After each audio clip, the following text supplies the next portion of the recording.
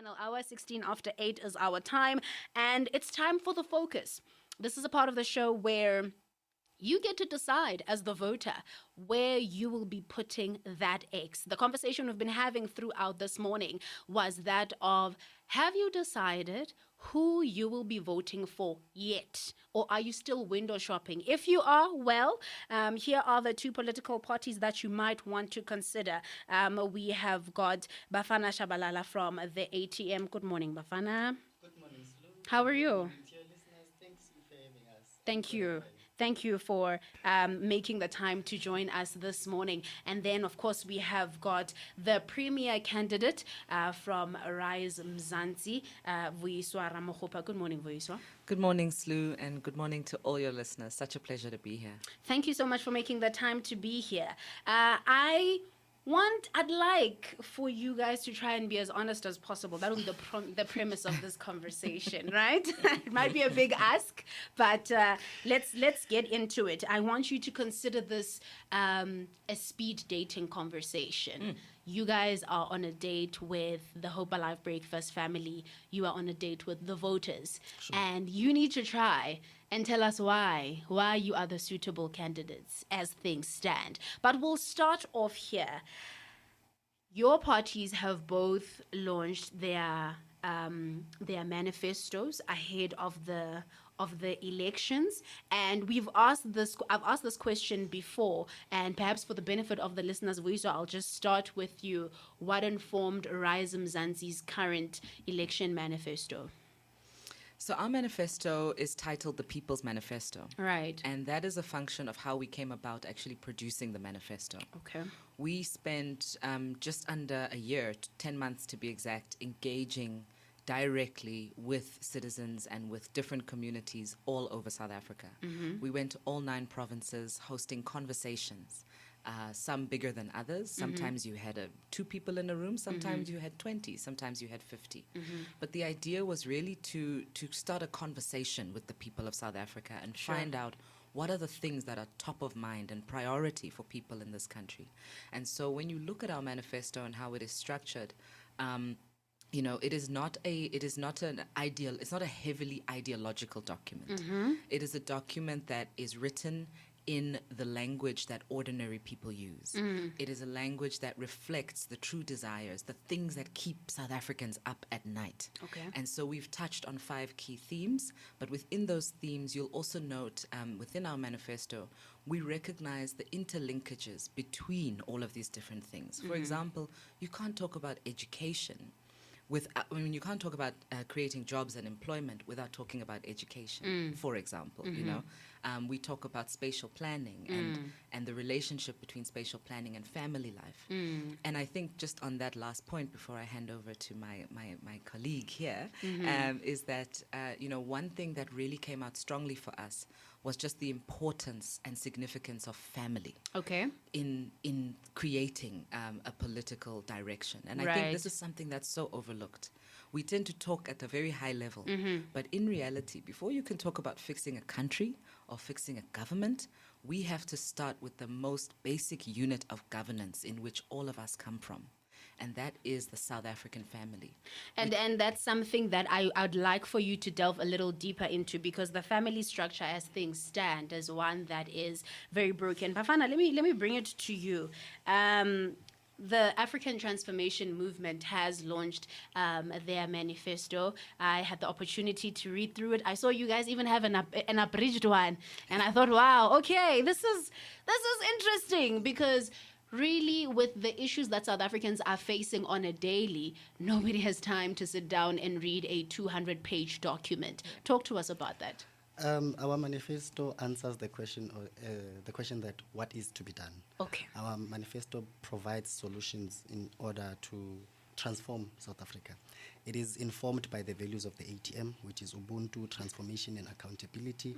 But most importantly, it gives the solutions that the country need now in the immediate.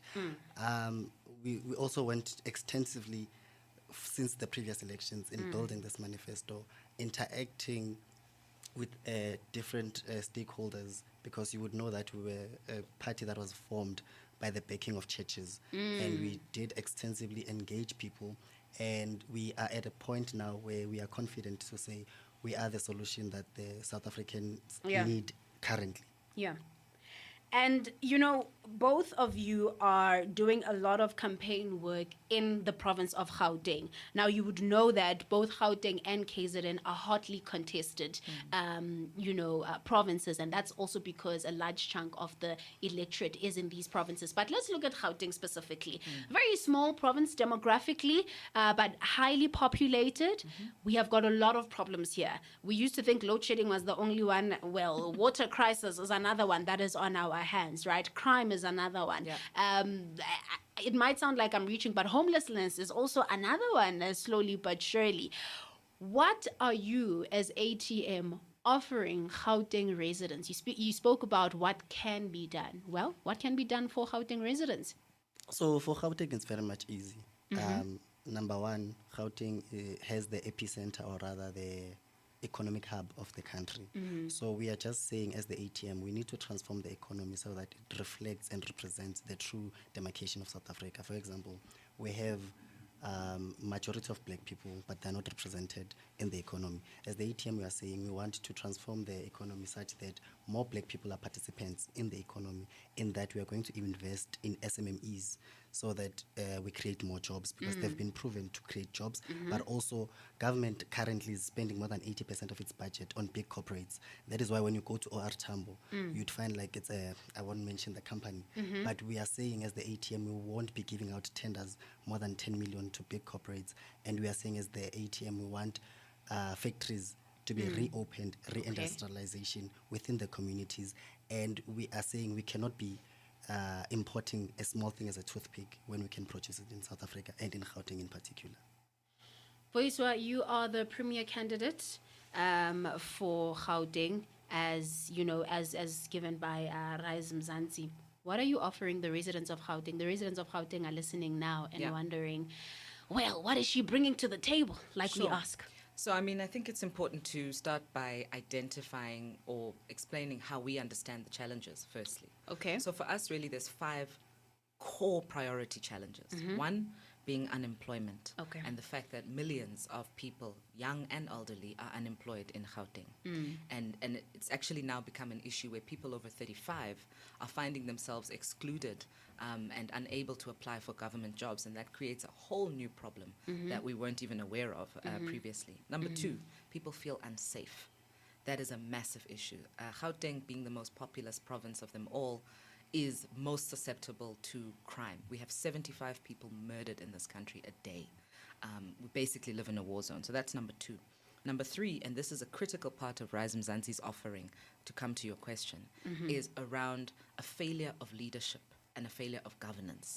So everything you see in terms of service delivery failure, the water you spoke about, the electricity challenges, we recognize that that is fundamentally a failure of leadership. And we believe that what this province and what this country is desperate for is a crop of new leaders who come with technical experience, with competence, who are hired on a merit basis, not just because they have, been in branches for 15 years or 20 years. That does not necessarily mean you have the capabilities to run an entire ministry or be the MEC of something. We need leaders who actually know what they're doing and who are credible and ethical. And Rise Mzansi is committed to doing that. And then, of course, a very important one is around safe and clean spaces in communities. And this is also tied to unemployment, because we have so many young people who are unemployed or who are just don't have ways to develop themselves outside of sitting in a classroom. So we need to reinvest, and we will, as Rise Mzansi, make it our priority to reinvigorate sports facilities, community arts and culture facilities, to keep young people engaged and busy. And last but not least, and this links to this again before I close, is the issue of drugs and drug abuse. It's a massive issue that is plaguing every single community in Gauteng and actually nationally. But nothing is being said about this by any of our current leaders, because they're completely out of touch and not aware that this is an issue that's gripping communities right now. So as Rise Mzansi, we will take a zero tolerance approach towards people who are selling and trafficking drugs in our province, but also on the other side of that, ensure that we have adequate mental health facilities and drug rehabilitation facilities in every single community to ensure that young people who have found themselves susceptible to this are not lost to us forever. You know, when you speak about Gauteng, one cannot ignore the immigration issue that we have. We've heard various political parties saying we do not want borders to be opened. Others are saying open the borders. What is ATM's stance as far as immigration is concerned? We do not tolerate lawlessness. Okay. Being in South Africa illegally is a crime and must be Okay. dealt with as such. But also we are saying we cannot afford currently to house foreign nationals. So we are saying as the ATM, we want stricter border management. Okay. In that we don't want people coming in South Africa as and when they want to, but we want that to be very regulated. And we are also saying in the kind of jobs that we have, we don't, as the ATM, we are saying the companies shouldn't give jobs to foreign nationals that South Africans can do.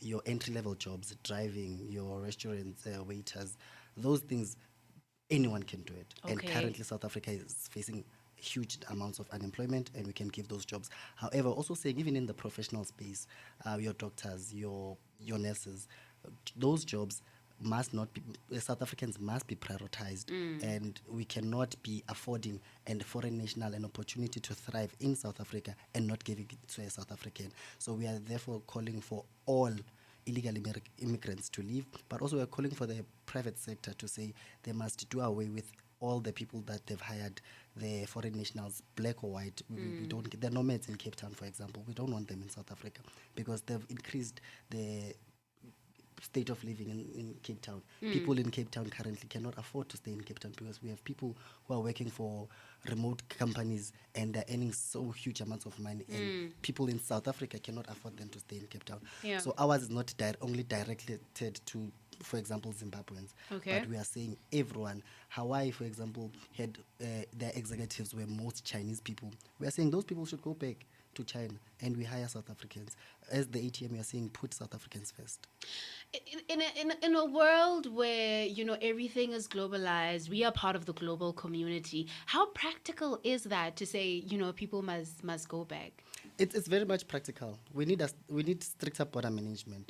We have this problem because the current government did not regulate our borders. That is one. Okay. Once that is settled, two, we need to then go on a campaign to say the people that are here, Yeah. why are they here? Okay. And then you are done with that.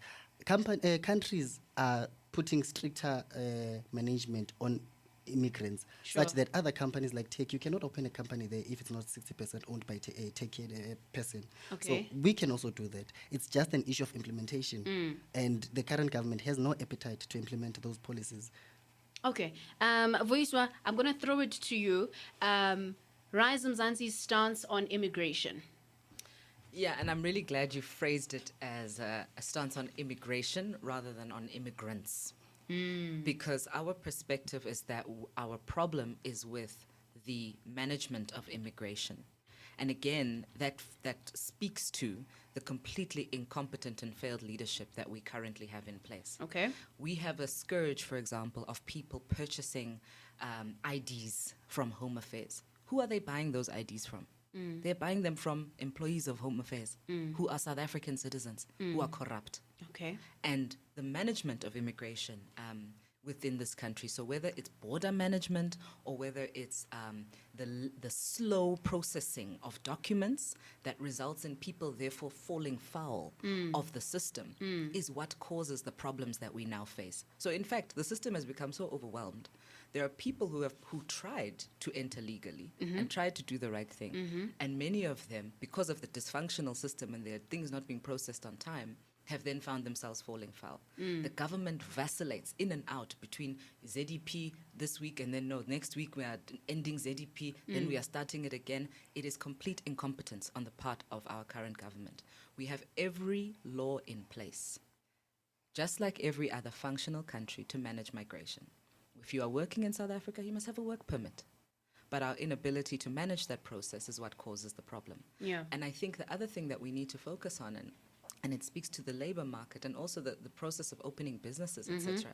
So you have a situation now where you've got a number of so-called foreign-owned spaza shops that are coming up in townships and other areas. Right. Now, this is a problem fundamentally of regulation of business activity Okay. in our townships. Okay. And so whether it's Somalians today or Ethiopians tomorrow or Chinese people or whoever, Pakistanis, we have a problem that we have a government that fails to do the basic job that we are paying it to do, which is to create an enabling environment for business by regulating, to manage migration, to not be corrupt and take money in exchange for ID documents.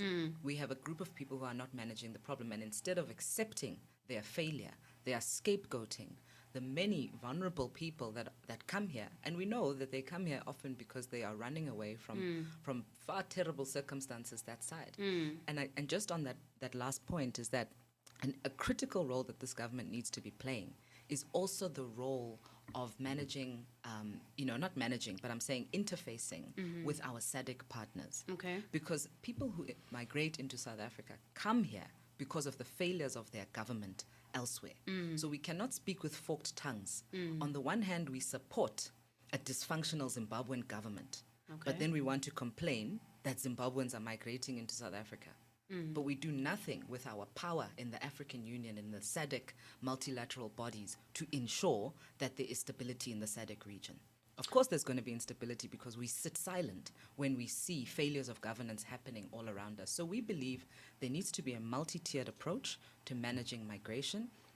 We believe that, of course, the rule of law must be upheld, but that cannot be done in our current dysfunctional government with leaders who themselves are corrupt and are benefiting from this corrupt dispensation.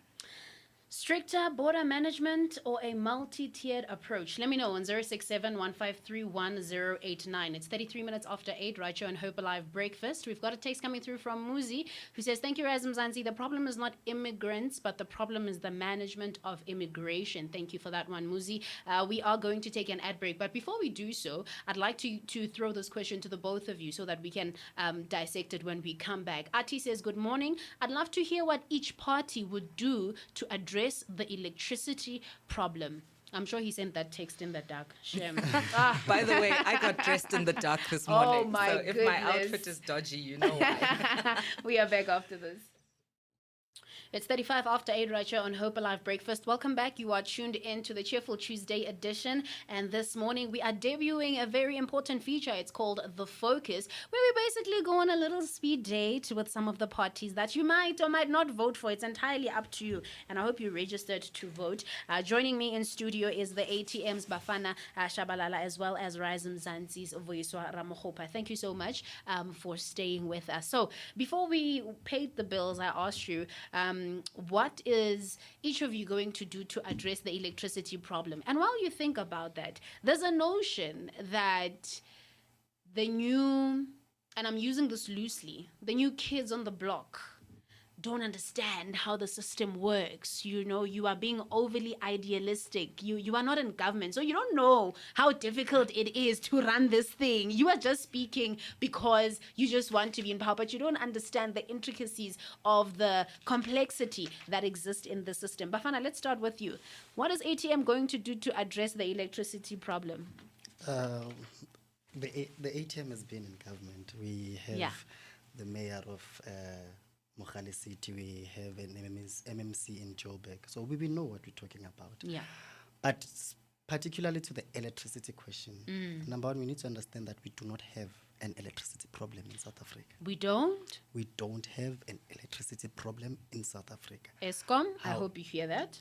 What we have is the ANC government problem. Yeah. Let's look at the ESCOM. The current government is saying unbundle ESCOM. Okay. And then we have independent power producers. These independent power producers are going to produce electricity and give it to ESCOM. ESCOM has been doing that and has been doing it so well. Take, for example, currently, other people, unfortunately, they dressed in the dark. But currently, load shedding, what happened to it? Is it because it's an election season? South Africa is rich in minerals. We have enough coal. We cannot do away with coal in the immediate. Okay. We just need to service our power stations, produce coal from our mines, and that is why we're saying nationalize the mines. So that Okay. those coal that is produced by the mines that are owned by the state go to ESCOM. They produce electricity. We have the capacity that is enough to give one, South Africa electricity, but two, even export the same electricity. Yeah. We have been doing that. But the issue at hand is that the ANC wants to privatize ESCOM in efforts of benefiting, because the current leader of society is a businessman, and a businessman will always prioritize profit over service delivery. That's going to be interesting because 51 days before we head to the polls, will they have enough time to privatize ESCOM with less than 60 days? Vuyiswa, Rise Mzansi's stance on how you are going to address the electricity problem. Do you agree we don't have an electricity problem? Look, I think the part that I certainly do agree with is that we have a leadership problem. Okay. And that leadership problem manifests itself. I mean, we've seen how many ESCOM CEOs walk through those doors in the last decade. We have seen boards being appointed and dissolved, and board members resigning out of sheer frustration. Because of what? Political interference. The reality is that we have an elected government that can't keep its sticky fingers out of ESCOM. Okay. And it does not matter how many competent CEOs you hire, how many competent boards you hire. As long as we have that same group of people who cannot keep their fingers out of ESCOM, we will continue to have ESCOM being intentionally broken and made to be dysfunctional so that people's interests can be served. But in saying that, we also believe that there is an opportunity for us now as a country to move towards a mixed energy system. It's Okay. not coal or nothing. I mean, we're not in the dark ages. We understand that to be able to power our industrial economy, we will continue to have a reliance on coal. That must continue. It's a major resource for us. It can be mined cheaply, etc. But we also need to be able to move in the direction of most advanced economies towards a much more renewable and sustainable energy source. And so our view is that we should be getting to a point where, as a government, we can supply or subsidize every household to be able to have solar energy and or renewable energy in another form. And every household should have access to that. It should not just be the purview of the privileged to go off grid. And ultimately, in a Rise Mzansi government, we would want to get to a point where at least, between 9 a.m. and 4 p.m. in a day, people are using electricity that they don't have to pay for. So we want to get to a hybrid mixed energy solution, prioritizing, of course, our economic interests as a country, and ensuring that we are also benefiting from this massive growing green economy. I mean, we know, for example, that lithium is one of the main minerals that is now in demand and which we actually have access to as a country. And we should be benefiting from it, not just in the mining, but also in the advanced manufacturing thereof, and being able to produce lithium batteries, which are very pertinent in the production and the implementation of solar energy. And why shouldn't we? Yeah. We have an opportunity to supply the globe and to be market leaders again in this. So our view is that it's really not either or. It's not an ideological debate. We need to get leaders who have the vision and the credibility and the ethics to carry out a plan of this nature. And the last point is, of course, around maintenance. So we have a tendency also in this country of wanting to, when we break something, or when this government breaks something, their solution is not to maintain it or fix it, but to go and fetch something else, start a new project, tinker with something new. And we're saying, no, we need to use the resources available to maintain the infrastructure that exists. We have a number of power stations that can supply us and generate the electricity required. Let's get those going again. But all of that has to be done in the framework of credible, competent political leadership. I know you are representing, different political parties, and those speak to the different interests of the electorate, because South Africa is diverse like that. This might be a controversial question, but I'll ask it anyway because I have been sent, right? Just like you have been sent by your people. People want to know, is there anything, according to, your perspectives, that this current party that is in power is doing right from where you are sitting? Is there anything the government of the day is doing right? Vuiso is looking at the ceiling, so that means it's very difficult to find. Bafana, I'll start with you. Is there anything they're doing right? Yeah. Let's look at South Africa. Okay. There's nothing that they're doing right. But let me give it to them. SARS is the best functioning institution. Okay. They are good in collecting. And the only reason they are good in collecting is because they want a child. Right. That is the only thing that you can give to this current government. Okay. Theirs is take, and take. Okay. And all that we had entrusted them with was to redistribute the resources of the country, and they failed dismally at that. They failed for the past 30 years. They failed in the current administration. There's nothing that is going right in South Africa. You speak of the crime, 75 people are killed in a day. You speak of higher education, graduates are unemployed. You speak of youth programs.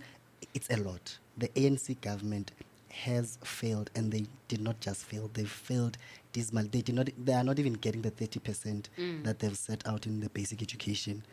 It's just a zero. Give them zero. They are not capable beings, and they will never be capable. But they are, in a sense, that they are able to collect. Okay. But because that seeks to benefit them, meaning that they lack what we call political will. They just don't want to, and that is why, as the African Transformation Movement, we are saying let's lay them off, give them some time, and we can govern this country better. Vuiswa, Rise Mzansi. So, Is there anything the government of the day is getting right? so there is a book that is one of my favorites, titled "What Got You Here Won't Get You There." And so, what I will give a lot of credit to this government for is for ensuring our transition into being a democratic country, Right.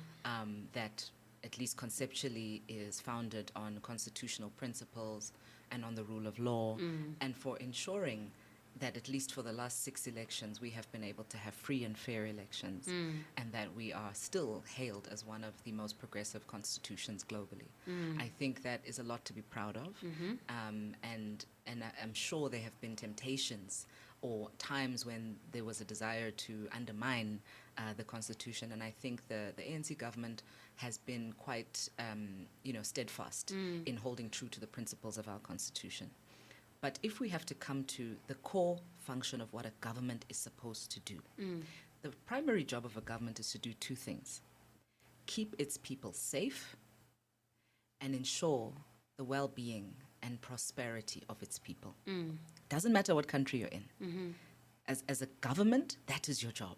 Keep people safe internally, but also from external potential threats. Okay. That's why we have a military and all these things. Okay. Number 2, create an enabling environment for people to pursue their well-being and advance themselves. Okay. Our government has failed dismally. And it's not me saying so. It is statistically. 11.9 million South Africans are unemployed and destitute right now. It is raining outside. There are people who are waking up and drowning in sewerage right now as we speak. We are sitting on a 1% growth rate as an economy. We are a middle-income country, by the way. We are not a poor country.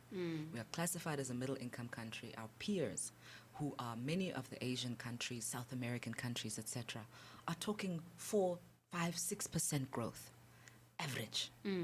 Of course, more developed countries are talking unemployment rates of below 5%. We have taken every opportunity that we had to be a country that is excellent and that can thrive, and we have squandered that opportunity because the leaders that we have are not up to the task. And so we are saying that thank you for what you've done. It is now time to pass the baton to leaders who have the energy, the capability and the love for this country to be able to take it forward in the next generation. We have unfortunately come to the end of our discussion, but before I let you go, like I said, this is a speed dating conversation. So Bafana, I'll start with you and then Vuiswa will close it off. It's the 29th of May. I wake up. It's a cold morning because it will be winter. I go to my voting station. I open the ballot paper. I see ATM. Why ATM? The realities of your life should be the one that motivate you to vote for ATM. For example, the election day is a holiday, but ordinary South Africans don't know about that because they are unemployed. So it's holiday every day for them. Okay. And that reality is the reason why we should vote for ATM, because ATM is saying we want to invest in job creators, meaning we want South Africans not only to be job seekers, but job creators. But also we are saying we want to create out of South Africans skilled-based people. So we are saying basic education. When you're done with your matric, you must have a certain skill that you get from Eland, your school. But also we are saying the microeconomy must be solely reserved for the participation of South Africans, meaning your spaza shops, your barber shops, and all those things must only be the exclusive use of South Africans. But also we are saying in the bigger scheme of things, we won't be issuing out tenders to more than 10 million to big corporates, but to small companies. And lastly, we are saying we want to reindustrialize our economy, open up more factories so that we are not consumers of foreign countries, but we are producers of what we consume. And like I said, we cannot be, as a country, importing a toothpick, something that we can produce. And it's for that reason you should vote for ATM on the 29th of May. Vuyiswa, I wake up 29th of May. It's cold. I'm hungry, tired, probably, and load shedding. Why Rise Mzansi? So Rise Mzansi is the only party that can provide a credible political alternative to South Africans right now. And what do I mean by that? I mean, we have 4 key objectives that are stated in our vision, which is to create a safe, an equal, a prosperous, and a united South Africa in one generation. And we talk about one generation because we are acknowledging that it is not going to be easy. It is not going to be a quick fix.